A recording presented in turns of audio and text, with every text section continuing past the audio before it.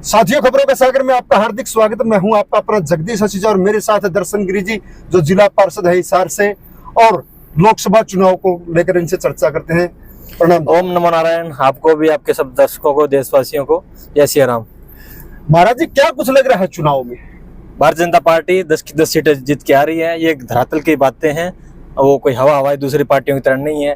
क्योंकि मैं भी पिछले 29 तारीख से मेरी ड्यूटी लगी हुई है, जो सांसद हमारे स्पीकर है स्वामी स्मितानंद सरस्वती जी, उनके साथ अब तक हमने 75 बैठकें की है। धरती पे जाके, ग्राउंड पे जाके, कोई मीडिया में आपने नहीं देखा होगा हमारे कहीं प्रचार प्रसार, हम धरती पे जाके 72 मीटिंगें की है, 72 गांवों में अलग अलग प्रकार से। तो बहुत अच्छा रिस्पांस हमें शुरू से मिल रहा है। अब यह पिछले 4-5 दिन देख रहे हैं, हमारा ग्राफ है बीजेपी पक्ष में बहुत बढ़ता हुआ जा रहा है। तो निश्चय ही रूप से हमारी भारतीय जनता पार्टी की जीत होगी। महाराज जी, जो जमीनी सत्र की हम बात कर रहे हैं, जिस तरीके से आपने कहा कि जमीन पर है, लेकिन जो कार्यकर्ता अभी तक बता रहे हैं कि वो कार्यकर्ता मतदाताओं तक नहीं पहुंच पाए जो वोट की अपील कर पाए। नहीं, ऐसा नहीं है। हमारे पन्ना प्रमुख तक हमारे बने हुए हैं। किसी पार्टी के भी लोगों के तो जिला अध्यक्ष भी नहीं बने हैं, मगर हमारी पार्टी के पन्ना प्रमुख बने हुए हैं। 60 वोटों के ऊपर एक आदमी लगाया हुआ है। तो हमारे सब कार्यकर्ता जमीन पे उतरे हुए हैं।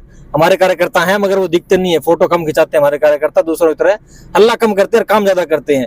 तो परिणाम आप इसका देखेंगे 4 तारीख को आपके सामने प्रत्यक्ष रूप से परिणाम मिलेगा इसका। तो महाराज जी, जिस प्रकार से आपने कहा कि 10 की 10 सीटें, तो क्या विपक्ष इसका मतलब शून्य हो जाएगा हरियाणा से? शून्य नहीं है।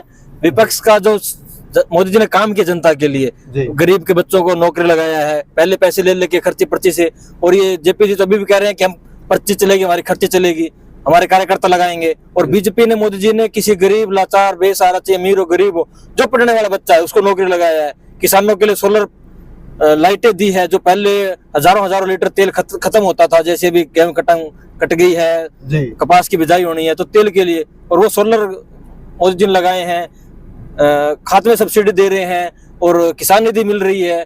तो 6000 जो मिल रहे हैं वो हमारा कोई खर्चा ही नहीं है, वो सरकार दे रही है। तो किसानों के लिए जनता से क्या अपील करेंगे आप? मैं तो सभी वोटरों से निवेदन करता हूं कि ये बहुत बड़ा पर्व है, 5 साल के बाद आता है। जिस प्रकार हम 30 त्योहार दीपावली बनाते हैं, उसी प्रकार आप लोग भी आने वाले 25 तारीख को सुबह प्रातः आप उठ के 7 बजे पोलिंग शुरू हो जाएगा और 6 बजे तक चलेगा।